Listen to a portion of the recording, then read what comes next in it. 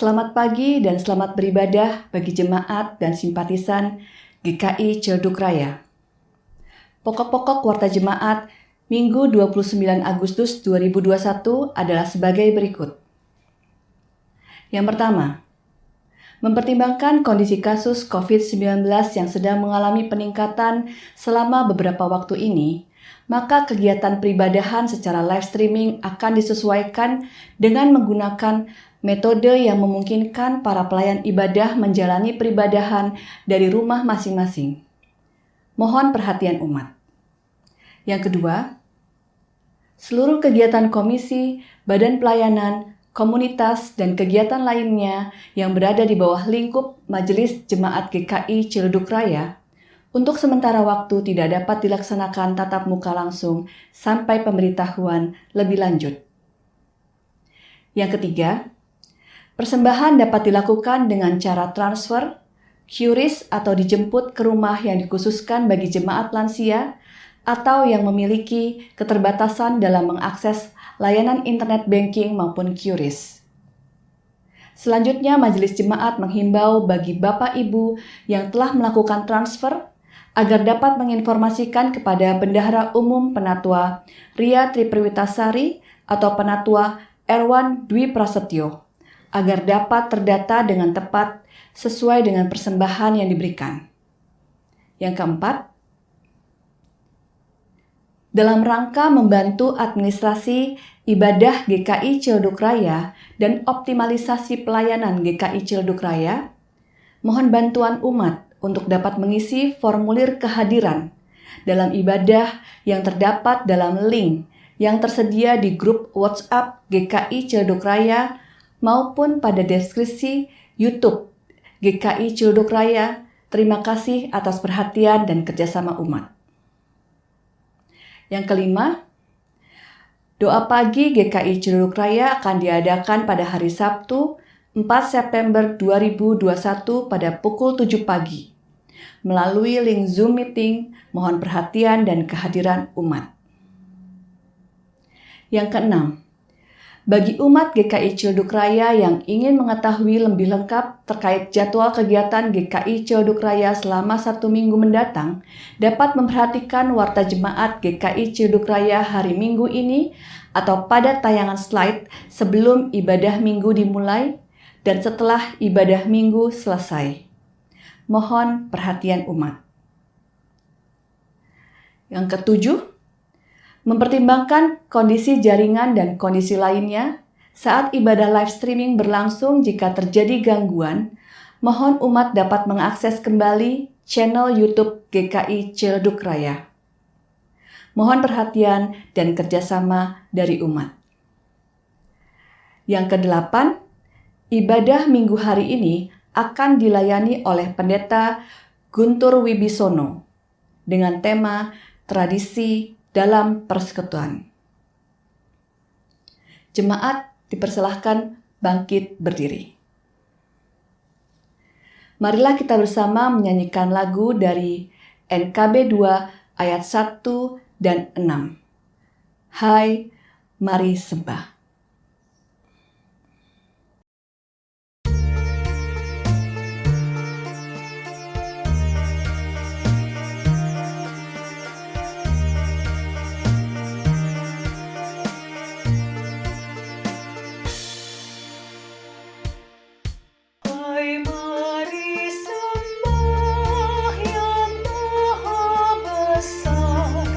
Nyanyikan syukur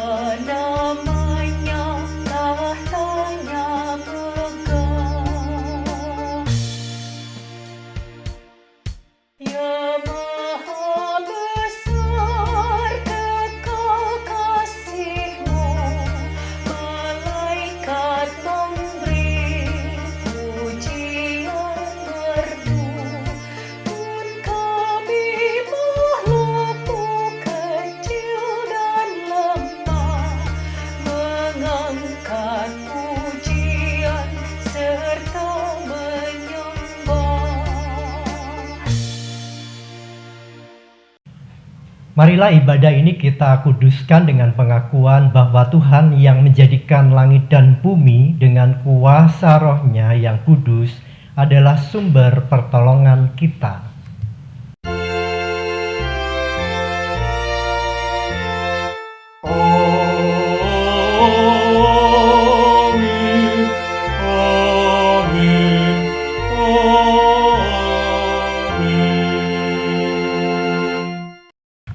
Kasih karunia dan damai sejahtera dari Allah Bapa kita dan dari Tuhan Yesus Kristus, serta kuasa Roh-Nya yang kudus menyertai saudara sekalian.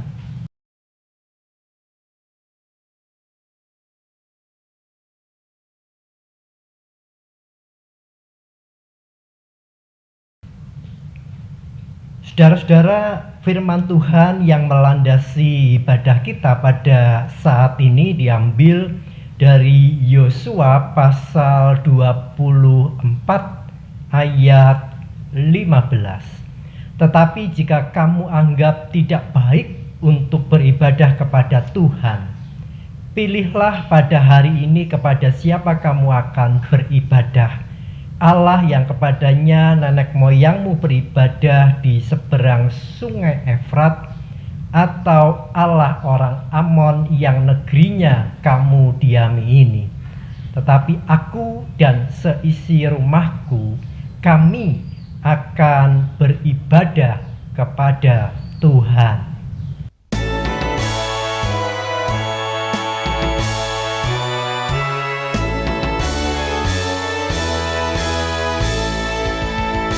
Serikat persaudaraan, berdirilah teguh, sempurnakan persatuan di dalam Tuhanmu. Bersama-sama majulah kekuatan iman, berdamai bersejahtera dengan pengasihan.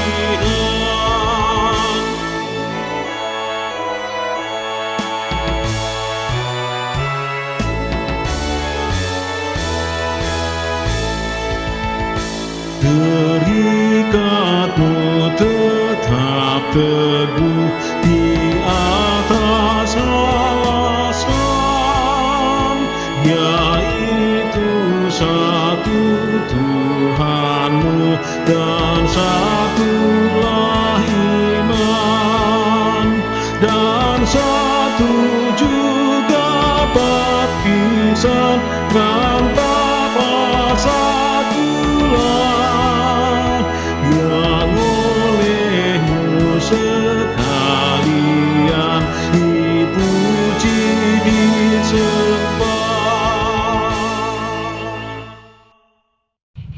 Mari kita datang ke hadirat Tuhan untuk mengakui segala dosa-dosa kita. Kita mengambil saat hening.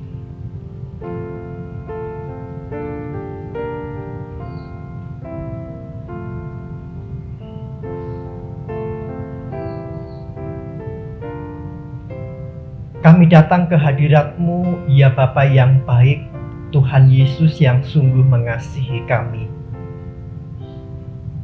Saat ini kami menyadari bahwa cahaya kehidupan kami kerap redup karena dosa-dosa kami.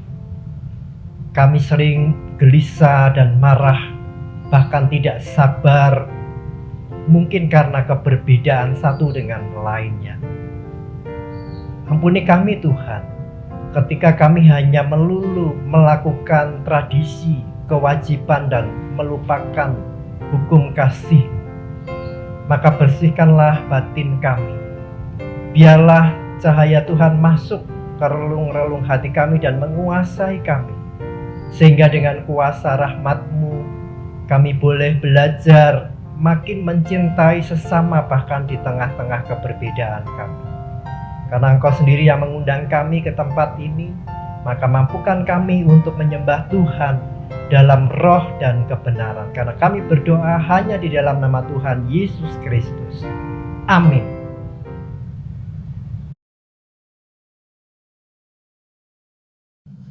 Bagi kita yang sungguh mengakui dosanya, maka terimalah berita anugerah yang diambil dari Ratapan pasal 3 ayat 22 sampai dengan 23. Tak berkesudahan kasih setia Tuhan, tak habis-habisnya rahmat-Nya, selalu baru tiap pagi, besar kesetiaan-Mu. Demikianlah berita anugerah dari Tuhan. Hiduplah dalam anugerah-Nya. Tuhan telah mengampuni dan mempersatukan kita. Oleh karena itu marilah kita hidup dalam damai dan pengampunan. Damai Tuhan besertamu.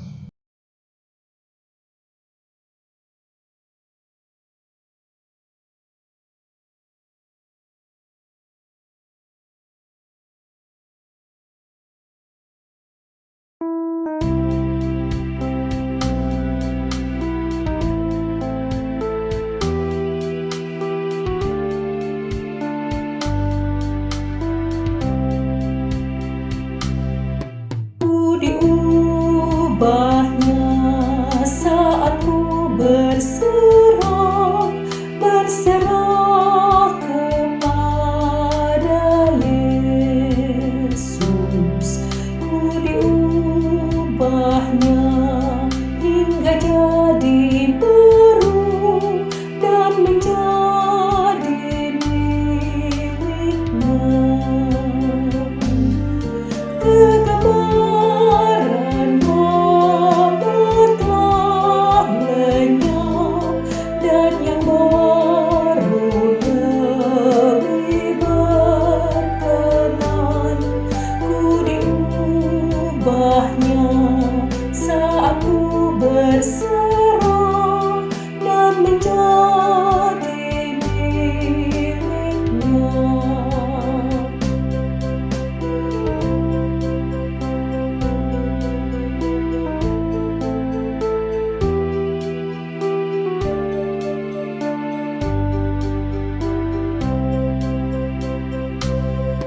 Ku diubahnya saat ku berserah kepada Yesus. Ku diubahnya hingga jadi baru dan menjadi miliknya. Kegemaran Bapa telah lenyap dan yang baru lebih berkenan. Ku diubahnya saat ku berserah dan menjadi miliknya. Marilah kita persiapkan hati dan jiwa kita untuk mendengar sabda Tuhan. Kita berdoa. Ya Allah Roh Kudus, tiba saatnya Engkau membuka perbendaharaan surgawi, supaya dengan perbendaharaan surgawi terang kehidupan kami makin menyala-nyala. Ajarlah kami dengan segala perintah-perintah-Mu. Berbicaralah karena kami siap untuk mendengar. Roh Kudus kiranya hadir dan mendekap kami untuk memberikan kami pencerahan. Tidak hanya mentransfer pengetahuan, tetapi biarlah ini sungguh menjadi firman Allah yang hidup. Amin. Saudara, firman Tuhan diambil dari Markus pasal 7 ayat 1 sampai dengan 8, dilanjutkan ayat 14 sampai dengan 15. Kemudian ayat 21 sampai dengan 23. Pada suatu kali, serombongan orang Farisi dan beberapa ahli Taurat dari Yerusalem datang menemui Yesus. Mereka melihat bahwa beberapa orang muridnya makan dengan tangan najis, yaitu dengan tangan yang tidak dibasuh.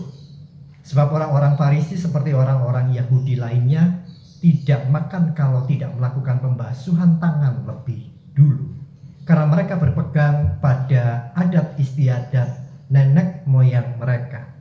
Dan kalau pulang dari pasar, mereka juga tidak makan kalau tidak lebih dahulu membersihkan dirinya. Banyak warisan lain lagi yang mereka pegang. Umpamanya hal mencuci cawan, kendi, dan perkakas-perkakas tembaga.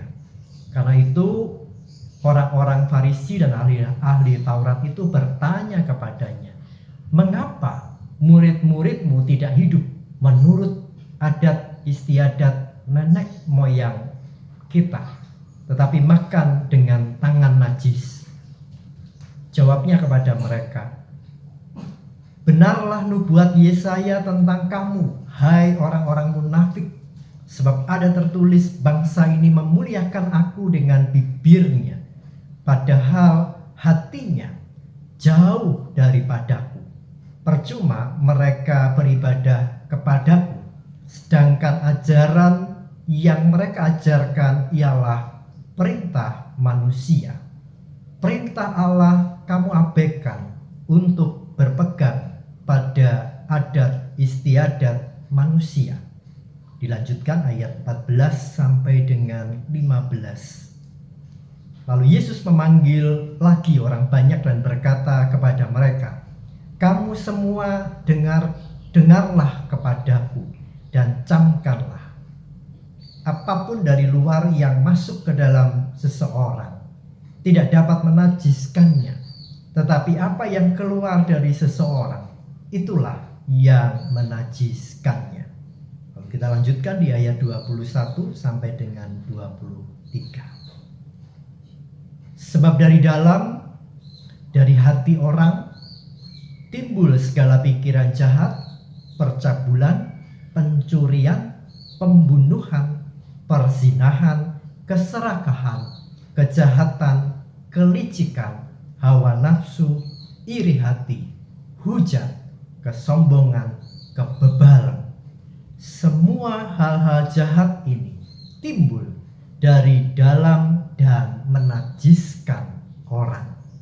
Demikianlah Injil Yesus Kristus. Yang berbahagia adalah setiap kita yang mendengarkan firman Allah, memelihara dalam hatinya, lalu dengan bersukacita melakukannya. Haleluya. Haleluya,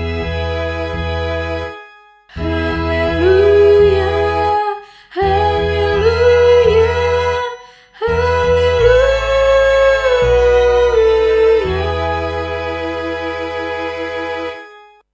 Shalom Bapak Ibu Saudara, saya Pendeta Guntur Wibisono dari GKI Cinere. Bersyukur dan berterima kasih boleh diberi kesempatan untuk melayani firman Tuhan pada hari ini di GKI Cimadu Raya meskipun secara online. Izinkan saya menyampaikan salam dari jemaat GKI Cinere bagi kita semua. Kiranya di waktu-waktu yang akan datang kita boleh bergandeng tangan untuk terus memuliakan Tuhan. Tema kita adalah tradisi dalam persekutuan. Tradisi secara sederhana itu berarti kebiasaan, sesuatu yang terus-menerus dipertahankan dan dilakukan dalam sebuah budaya, dalam sebuah kelompok atau perilaku tertentu. Nah, paling gampang kita bisa temukan tradisi itu dalam komunikasi. Bagaimana orang berbicara. Itu berarti tradisi dan budaya dapat kita temukan dalam bahasa. Dan sungguh luar biasa tatkala di Indonesia ini ada tidak kurang 700 bahasa di berbagai daerah. Dan betapa kaya tradisi dan budaya kita kalau bahasanya saja jumlahnya tidak kurang dari 700. Kita bisa temukan cara bicara, lalu menjadikan kita menyimpulkan cara berpikir tiap-tiap orang, kebiasaannya, dan sebagainya. Misal, ketika saya yang orang Jawa ini belum lama hidup di sekitaran Jakarta, lalu bertanya dengan kawan yang asli Jakarta, apa sih artinya 5M? Lalu si kawan dengan ringan menjawab, bodoh amat. Maka saya yang orang Jawa ini shock. Ditanya baik-baik, kok dibodoh-bodohkan? apalagi pakai penekanan amat. Padahal maksud perkataan kawan ini adalah bodo amat berarti EGP, anggap enteng saja, tidak perlu serius, tidak perlu dipedulikan, dan sebagainya. Atau ketika ada orang datang kepada saya sambut dengan hangat dan akrab. Seorang pria Batak, saya panggil dia Kak. Oh iya Kak, bagaimana kabarnya? Lalu dia komplain sama saya, jangan panggil Kak dong Pak Pendeta. Lah kenapa? Geli, kok geli? Iya, karena di tempat kami Kak itu biasanya identik dengan perempuan. Padahal di benak saya, kalau dipanggil Bang, itu kan kesannya kasar Bapak. Kesannya berandal dan preman, ampun Bang Jago, dan sebagainya. Itu berarti ketika seorang tidak melek budaya, tidak melek tradisi, tidak peka dengan sebuah tradisi untuk saling mengerti, maka apa yang terjadi? Konflik. Mengapa konflik? Karena sudah mengakar, merasa harus dipertahankan satu dengan yang lain. Jadi saling beradu tradisi. Lalu apa yang salah dengan tradisi? Sejauh tidak bertentangan dengan iman, ya tidak ada yang salah dengan tradisi itu. Yang salah mungkin orangnya, ya. Tradisi yang baik seharusnya dibingkai dengan hal yang baik pula.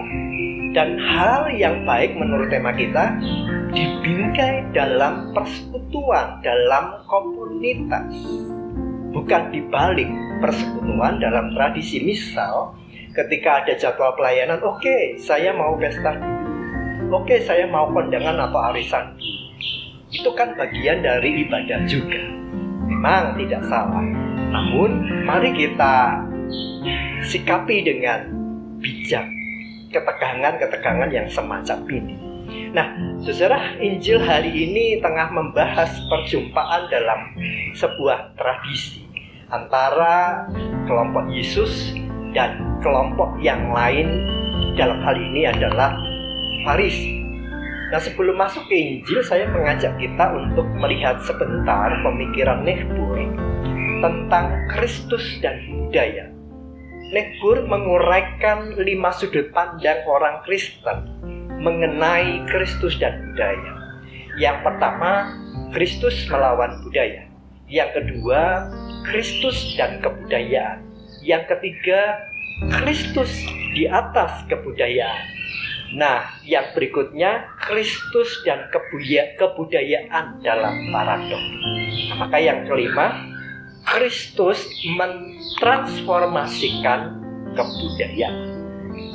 Maka tentu melalui tema tradisi dalam persekutuan, saya percaya bahwa kita semua sepakat bahwa kita ada dalam kelompok yang meyakini bahwa Kristus mentransformasikan kebudayaan. Nah, mari kita cek apa yang terjadi dalam Injil.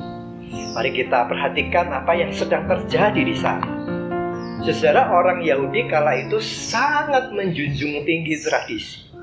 Tradisi yang dimaksud adalah menunjuk pada sekumpulan perintah, sekumpulan ajaran tidak tertulis oleh para rabi yang terkenal di masanya, dan kumpulan peraturan itu sangat banyak, tidak kurang dari 613 peraturan, dan lalu dijadikan pedoman bagi kehidupan sehari-hari. Bayangkan. Nah, lalu firman Tuhannya ditaruh di mana? Kalau kumpulan peraturan itu sudah banyak sekali dan harus dijalankan, itu yang pertama. Nah, yang kedua, saudara, ada indikasi bahwa ada sikap yang ambigu dalam praktik keagamaan mereka. Misal, kalau mereka menginginkan sesuatu, mereka bisa sangat memuja-muja Baal, dewa-dewa, ilah-ilah lain selain Allah Abraham, Ishak, Yakub. Namun, ketika mereka dalam kesusahan, diancam bangsa lain, maka mereka menyembah Allah, memaksa Allah segera menolong. Sehingga Yesus memberi kritik tajam di ayat 6 dengan mengutip apa yang diserukan Yesaya. Bangsa ini memuliakan aku dengan bibirnya, padahal hatinya jauh daripada. Tidak hanya ambigu, saudara-saudara, bahkan mereka mencampur adukan antara tradisi dan dengan ibadah. Dan itu nampak di perikop kita. Kasus yang muncul dan menjadi persoalan adalah soal murid-murid Yesus yang tidak mencuci tangan, antara bersih lahiriah dan yang bukan. Kalau sekarang yang lahiriah itu sangat bisa dirasakan.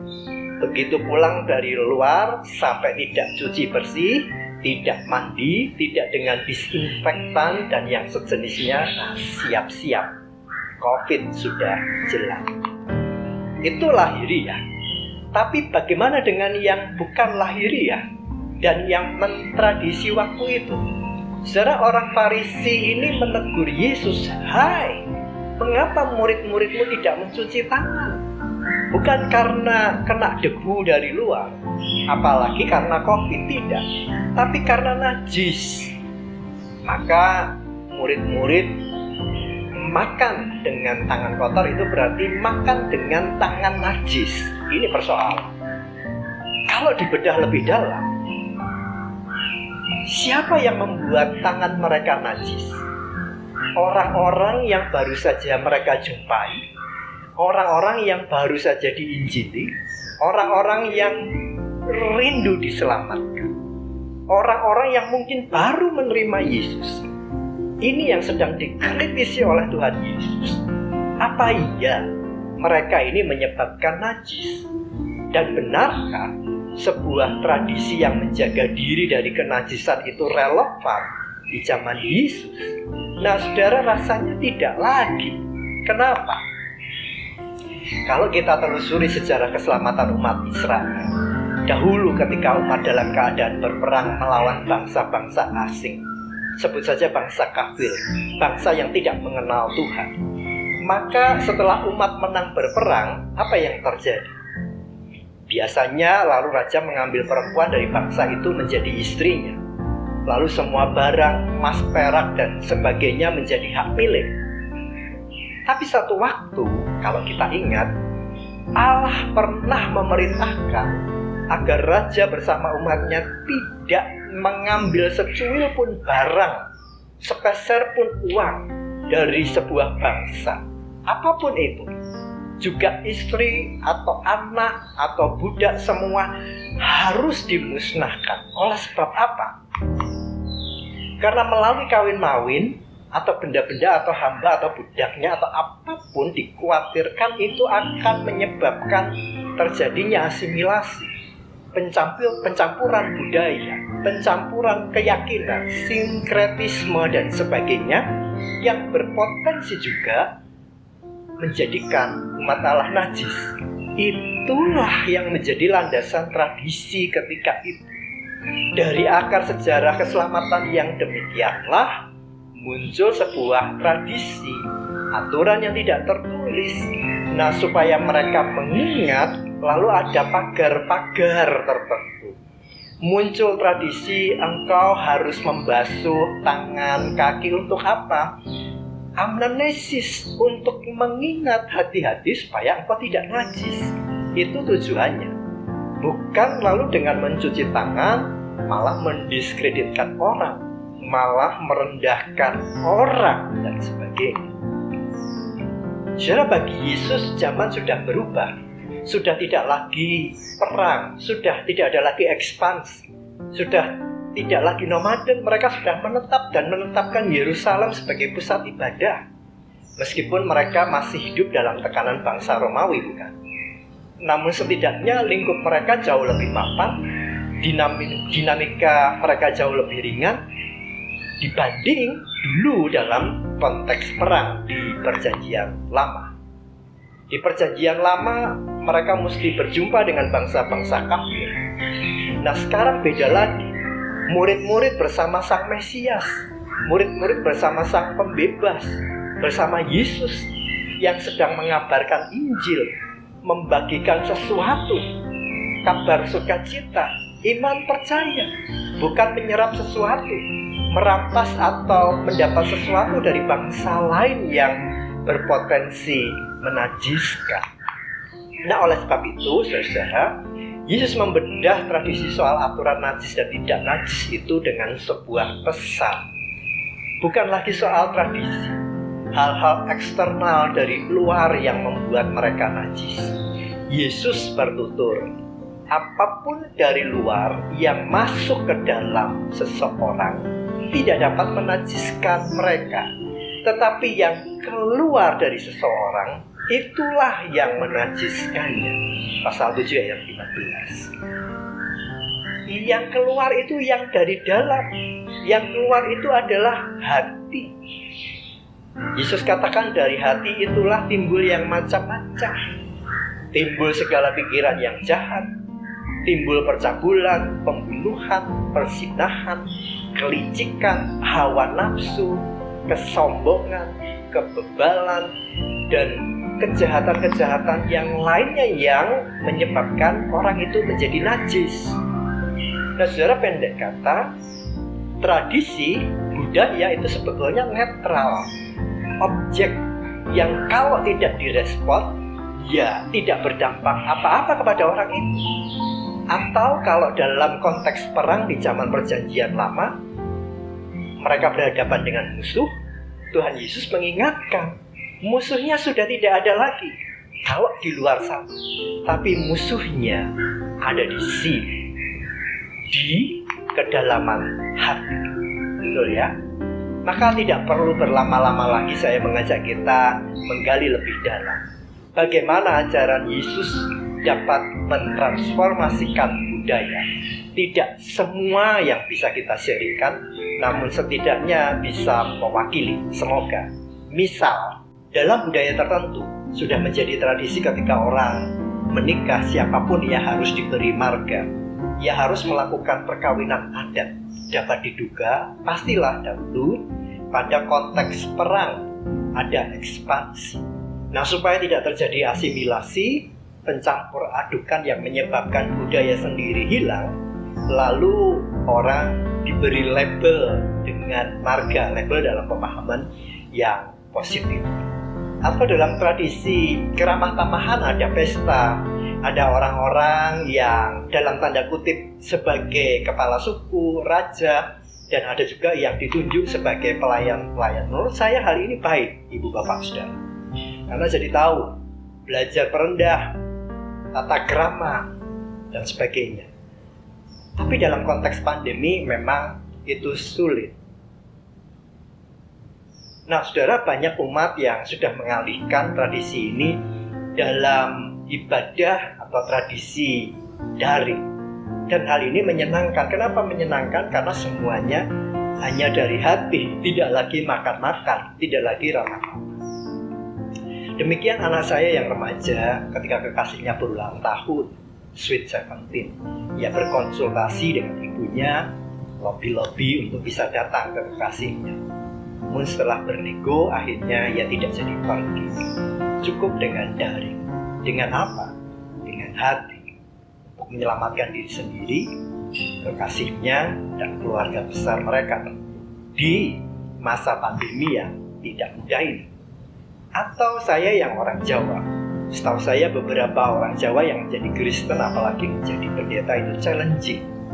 Mereka ditantang, silahkan kalau mau jadi Kristen, silahkan kalau mau jadi pendeta, tapi Anda mesti keluar dari terah, keluar dari pohon keluarga. Kenapa? Bisa kita pahami karena dikhawatirkan kejawaannya, mungkin juga kegotong royongan yang menjadi khas seluruh budaya Indonesia itu akan hilang. Mengira bahwa Kristen itu adalah produk barat. Namun setelah perkembangan zaman itu sudah tidak ada lagi. Dan saya sendiri masih tercatat di pohon keluarga besar saya. Mungkin saudara dari etnis lain juga mengalami hal yang demikian. Tapi dengan hati, dengan kepekaan, semua bisa berpadu. Iman kita bisa menjadi aktual sekaligus kontekstual. Nah, saudara, kembali. Jadi seiring perubahan zaman, orang lalu makin peka budaya, mau belajar, saling memahami tradisi satu dengan yang lain dalam spirit kebinekaan. tidak lagi saling bertahan dan beradu, tetapi saling memperkaya. Dan tentu dalam tema kita akan makin kaya tatkala tradisi itu dibingkai dalam iman, tradisi dalam persekutuan tema kita. Nah, jadi bukan persekutuan dalam tradisi, melainkan tradisi yang dalam persekutuan. Ingat itu. Tradisi yang dibingkai dalam nilai-nilai Kristen, bukan iman yang dibingkai dibungkus dengan tradisi. Bukan iman yang diatur oleh tradisi, melainkan tradisi yang diatur oleh iman. Bukan menjadikan tradisi sebagai Tuhan, menuhankan tradisi, melainkan tradisi sebagai kekayaan. Kita persembahkan bagi Tuhan, Sang pemilik tradisi, dan budaya itu sendiri. Maka kembali pada konsep Yesus yang mentransformasi budaya, Yesus mengajak kita melihat, sungguhkah yang membuat kita najis itu orang-orang di sekitar kita?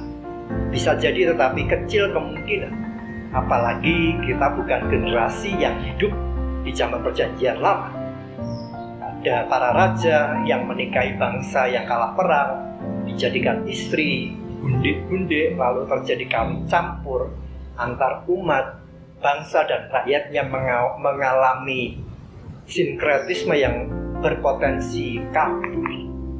Kita melampaui beberapa zaman perjanjian lama, zaman perjanjian baru, mungkin zaman enak, zaman pra-pandemi, dan sekarang kita berada di masa pandemi, zaman di mana orang mengkarantina diri, di mana hampir tidak mungkin kita bertatap muka satu dengan yang lain. Orang asing atau orang apalah yang menyebabkan kita najis, tidak lagi seperti itu. Namun mari kita cermati dua hal ini, antara era digital dan masa pandemi seperti sekarang ini. Kalau tadi hanya beberapa contoh tradisi, kita masuk ke tradisi atau budaya kita sendiri dalam gereja. Mari kita hitung berapa tradisi yang hilang di masa pandemi ini. Misal, kita rindu berkebaktian tetapi sudah tidak ada lagi jabat tangan, tidak ada lagi rapat-rapat maupun persidangan, juga konsumsi yang menjadi kelangenan, bukan lalu terjadi pemborosan biaya. Nah, masing-masing orang rindu bahwa ini dan itu, malah senang kalau kelarisan, karena itu bagian dari keramah tamahan, hospitalitas.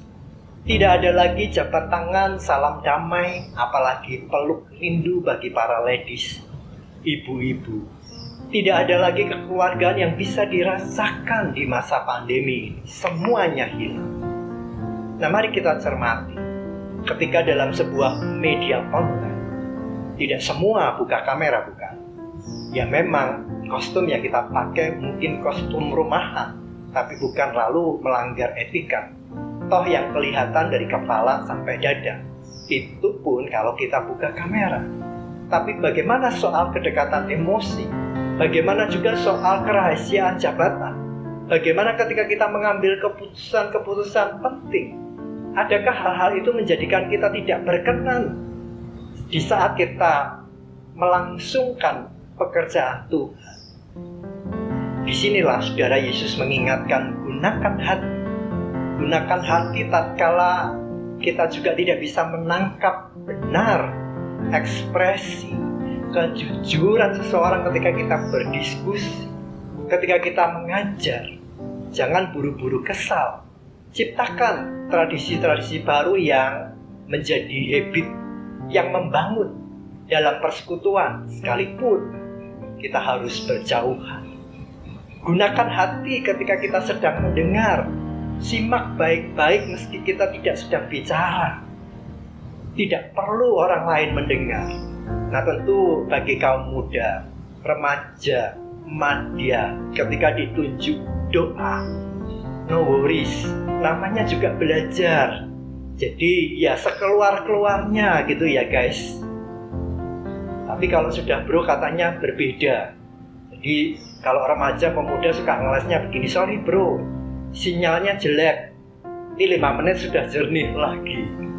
Belajarlah mumpung dalam media ajar bersama Tuhan Yesus. Memang kalau bro itu sudah beda, tetapi mestinya kaum muda asik saja. Soal rasa ibu bapak dalam ibadah, soal ekspresi, memang tidak ada yang bisa menggantikan rasa ibadah tatap muka, apapun bentuknya, dan itu sudah diteliti. Yesus mengingatkan, mari gunakan hati. Hati-hatilah supaya kita tetap berkenan di hadapan Tuhan.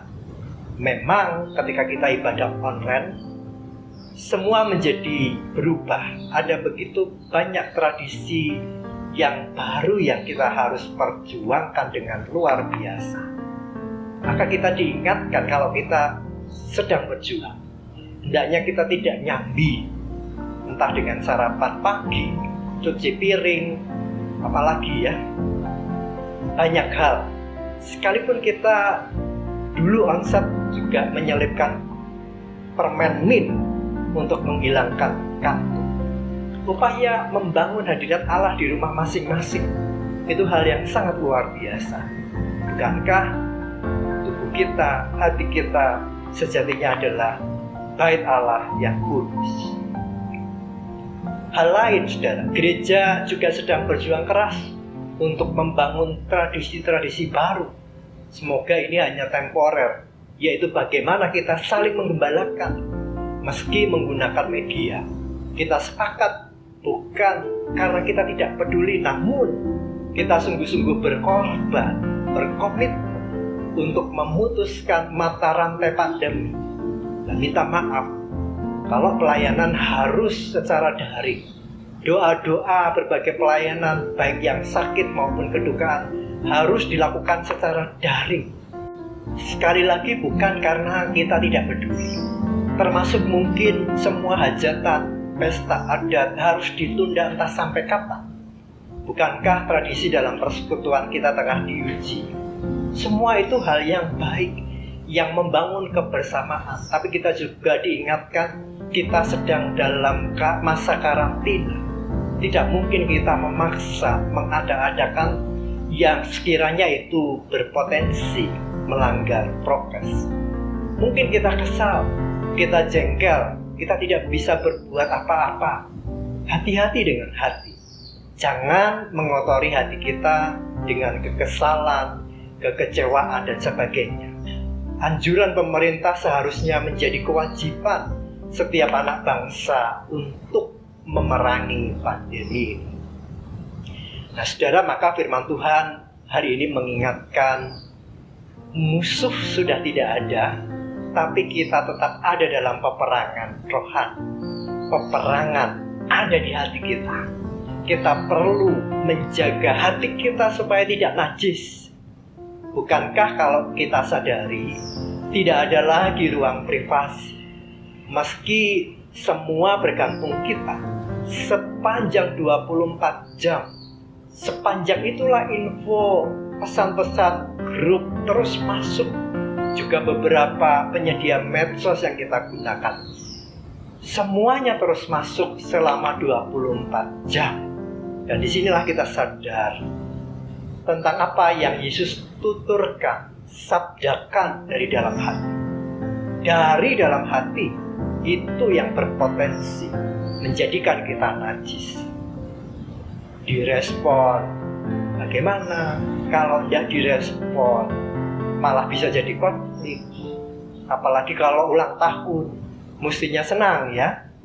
Namun ada tradisi yang tidak tertulis, harus menyebutkan nama satu persatu yang memberi ucapan. Alih-alih kiriman kue, kado pun tidak. Nah, yang mengharuskan siapa? Sama bukan dengan orang-orang di zaman Yesus.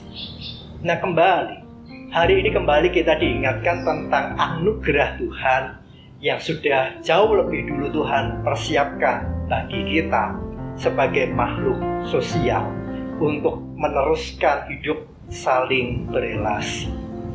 Kecanggihan teknologi yang memungkinkan kita untuk terus berelasi. Kita diingatkan, mari kita bangun hal-hal yang baik. Bangun kepekaan sosial, misal ketika seorang di grup mulai hilang, kita bisa cek ada apa dengan dia. Jangan sampai terlambat lalu kita tiba-tiba mendengar hal yang kurang menggembirakan darinya. Bukankah hal-hal semacam ini juga dapat menjadi alternatif pengganti tradisi sowan, saling berkunjung, bahkan mudik jadi mudik online? Nah, saudara, ketimbang hanya untuk bergibah dan bergibah, mari kita ganti kunjung-kunjung dengan kunjungan online. Bukankah tradisi-tradisi baru seperti inilah yang justru menyehatkan imun dan hati kita, menyehatkan gereja kita, menyehatkan persekutuan kita? Maka tentu menjadi refleksi bagi kita bahwa tradisi apapun sejauh itu tidak bertentangan dengan firman Tuhan, patut untuk kita lestarikan. Namun bukan berarti melebih-lebihkan, terkesan diada-adakan, tidak. Jika tradisi dalam persekutuan, maka yang mengedepan dalam tradisi itu adalah komunitas, gereja yang dijiwai dengan semangat cinta kasih. Cinta kasih yang menjadikan kita peka satu dengan yang lain, bukan saling menuntut. Tradisi dalam gereja mestinya merangkul, bukan memisahkan. Tradisi menjadi jembatan, transisi untuk kita bersinergi, membangun, memperkaya. Maka selamat membangun tradisi dalam persekutuan. Tuhan Yesus memberkati. Amin. Kita mengambil saat hening.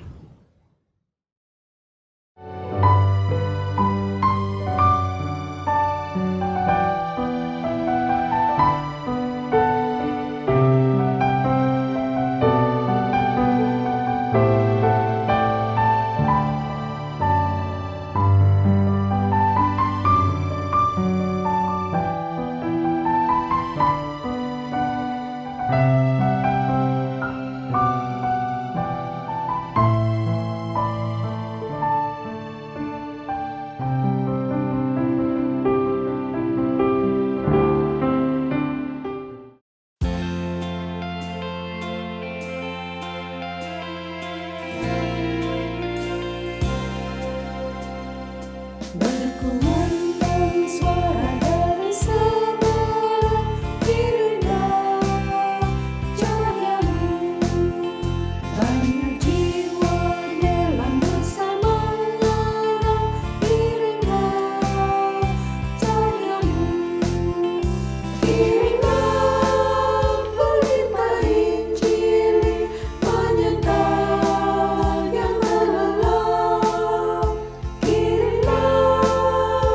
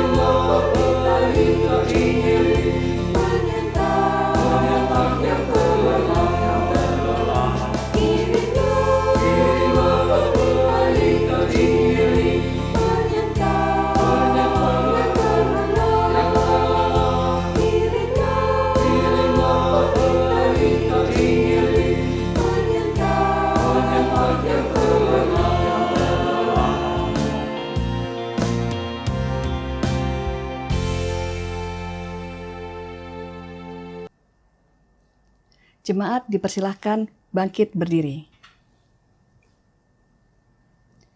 Bersama umat Tuhan di sepanjang abad dan tempat, marilah kita bersama-sama mengucapkan pengakuan iman rasuli.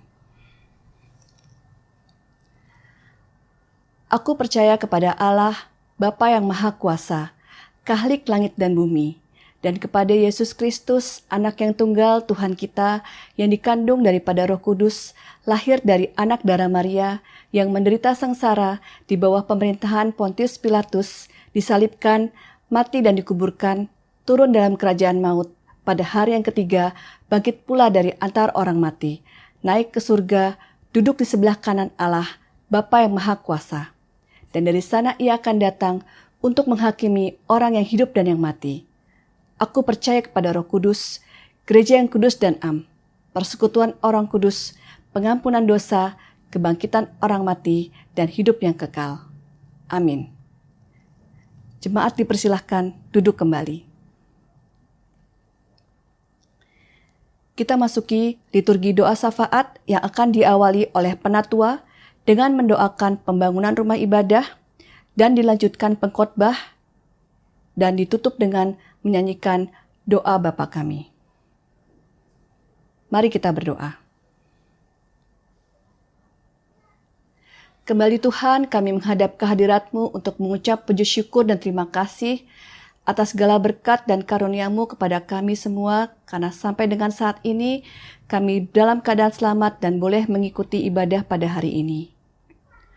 Tuhan, kami mau berdoa dalam rangkaian doa syafaat kami ini Tuhan, terkhusus untuk gedung serbaguna damai kami yang kami miliki sebagai tempat Jemaat GKI Cilduk Raya beribadah dan berkegiatan sebelum pandemik. Kiranya Tuhan mau berkati, jaga, dan lindungi, jauhkan dari segala mara bahaya, dan juga jauhkan dari segala kerusakan. Terkhusus kami juga mau berdoa untuk pengurusan perubahan IMB Gedung Serbaguna Damai yang sedang dilakukan Tuhan. Kiranya Tuhan boleh berikan kelancaran dalam prosesnya. Tuhan berikan hikmat dan kebijaksanaan kepada majelis jemaat GKI Cilduk Raya serta setiap instansi yang terkait di dalamnya. Agar kiranya Tuhan boleh lancarkan dalam setiap kelengkapan dan setiap proses yang harus dilalui, sehingga proses boleh berjalan dengan lancar dan dapat terwujud IMB rumah ibadah untuk GKI Cilduk Raya. Tuhan, dalam rangkaian doa syafaat kami juga mau berdoa untuk saudara-saudara kami jemaat GKI Cilduk Raya yang saat ini sedang sakit. Kiranya Tuhan boleh tengok satu persatu dari saudara-saudara kami yang saat ini sedang sakit. Tuhan, berikan mereka kesembuhan, berikan mereka semangat untuk mereka boleh dapat kembali sehat seperti sedia kala untuk dapat beraktivitas dan menjalankan setiap kewajiban mereka masing-masing dengan baik. Dan kiranya Tuhan sertai proses pemulihan mereka untuk mereka boleh terus Kau berikan kekuatan serta semangat untuk mereka boleh dapat menghadapi masa-masa sakit mereka saat ini. Dan Tuhan, kami juga mau berdoa Tuhan untuk saudara-saudara kami, jemaat-Mu GKI Cilduk Raya yang saat ini sedang berulang tahun. Kiranya Tuhan boleh berikan senantiasa kepada mereka kesehatan, sukacita, dan kebahagiaan, sehingga mereka boleh dapat senantiasa memuliakan nama-Mu dalam kehidupan ini. Tuhan, ampuni Tuhan segala dosa dan kesalahan kami, dan doa ini Tuhan hanya kami alaskan di dalam nama Tuhan kami, Yesus Kristus. Ya Yesus, melalui kabar baik Injil Kristus, biarlah Roh Kudus memampukan kami. Kiranya kami boleh belajar untuk menyatakan iman kami bahwa Engkau menjadi satu-satunya Tuhan Allah yang hidup di jiwa kami. Oleh karena itu kami bersehati berdoa untuk pergumulan umat, untuk studi, pekerjaan, persoalan ekonomi, keluarga yang mungkin mulai rapuh, dan pergumulan-pergumulan yang lain yang kami tidak mampu sebutkan satu persatu. Tolonglah mereka dan kami. Kami mengingat juga untuk program penyesuaian GKI Ciledug Raya di masa pandemi ini. Untuk segala upaya penyelenggaraan ibadah, kami berdoa untuk badan pelayanan majelis jemaat boleh bergandeng tangan dalam melakukan setiap tugas panggilan. Kami berdoa juga untuk kesehatan majelis jemaat dan umat dalam menjalankan pelayanan. Tentu Engkau juga memberkati hamba-Mu Pendeta Hobart bersama keluarga. Bapa, kami juga ingin memohon kemurahan Tuhan untuk negeri kami. Tatkala kami semua berjuang dalam masa yang tidak mudah di musim pandemi ini, biarlah Engkau juga memakai gereja-Mu menjadi perpanjangan tangan-Mu untuk berbagi dan berkemurahan kepada sesama. Tolonglah pemerintah, tolonglah juga untuk setiap anak bangsa supaya terus taat pada prokes. Dan tolonglah untuk pendistribusian vaksin guna mencapai herd immunity ini boleh tercapai dengan baik. Dan biarlah kami sempurnakan doa dan permohonan kami kepada Yesus Kristus, penasihat ajaib kami yang telah mengajar kami berdoa demikian.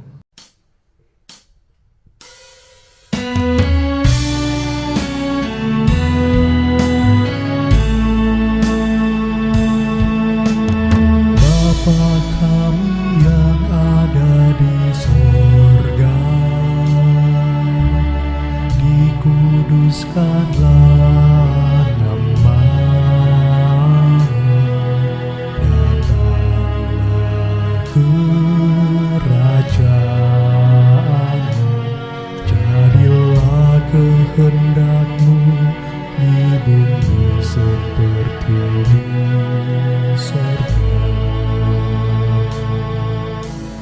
Berikanlah kami pada hari ini makanan kami yang secukupnya, dan ampunilah kami seperti kami juga telah mengampuni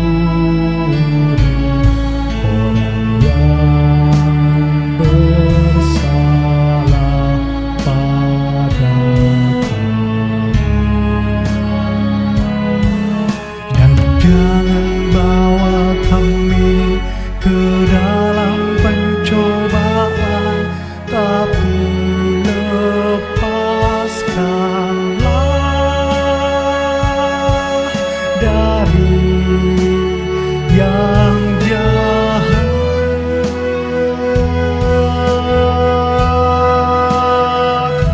Karena Engkau-lah yang punya kerajaan dan kuasa dan kemuliaan sampai selama-lamanya.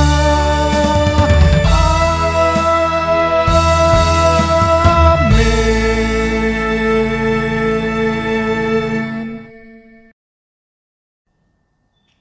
Sambutan bagi umat yang baru pertama kali beribadah online bersama. Majelis dan Jemaat GKI Ciledug Raya mengucapkan selamat bergabung bagi jemaat dan simpatisan yang baru pertama kali beribadah online bersama dalam ibadah online GKI Ciledug Raya. Kiranya kita bersama-sama mendapatkan damai sejahtera dan sukacita di dalam Tuhan Yesus Kristus. Liturgi persembahan. Dasar persembahan. Saudara-saudara kekasih Tuhan, dengan penuh syukur mari kita haturkan persembahan yang telah kita siapkan seraya mengingat firman-Nya yang diambil dari Mazmur 54 ayat 8. Dengan rela hati aku akan mempersembahkan korban kepadamu, bersyukur sebab nama-Mu baik, ya Tuhan.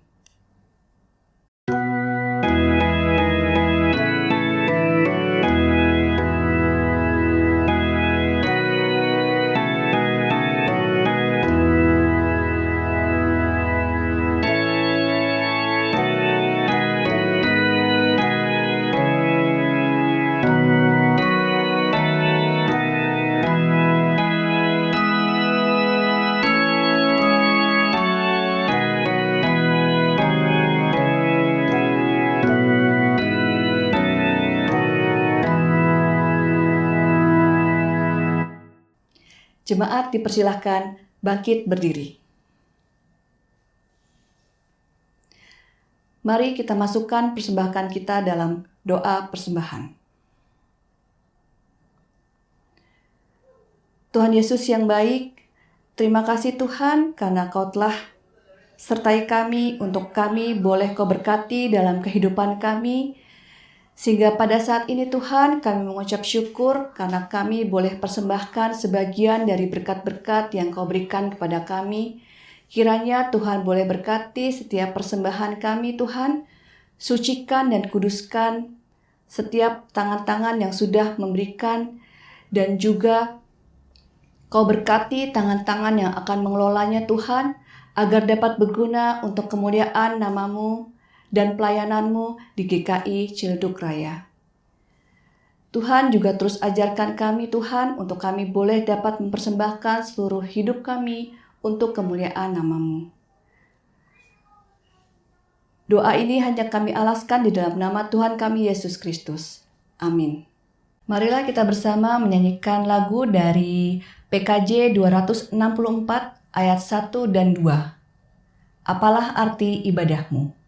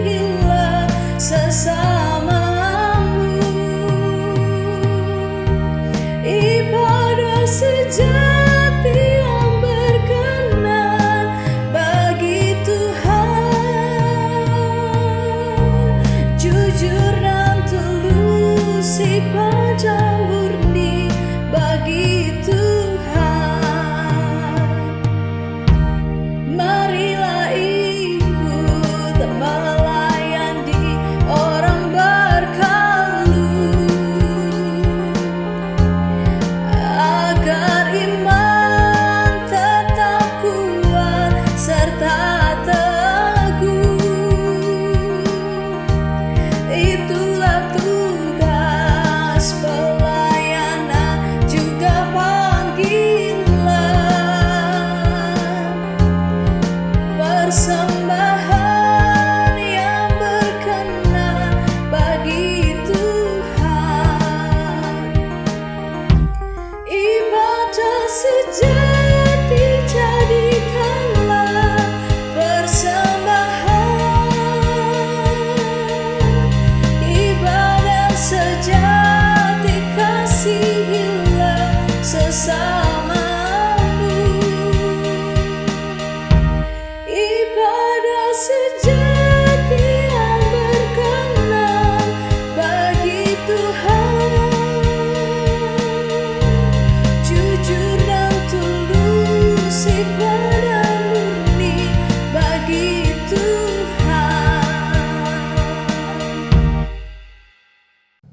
maka arahkanlah hatimu kepada Tuhan.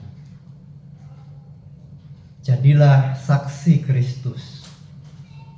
Terpujilah Tuhan.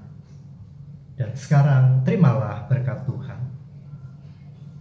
Tuhan memberkati saudara dan melindungi saudara. Tuhan menyinari saudara dengan wajah-Nya dan memberi kasih karunia. Tuhan menghadapkan wajah-Nya kepada saudara dan memberi saudara damai dan sejahtera. Amin.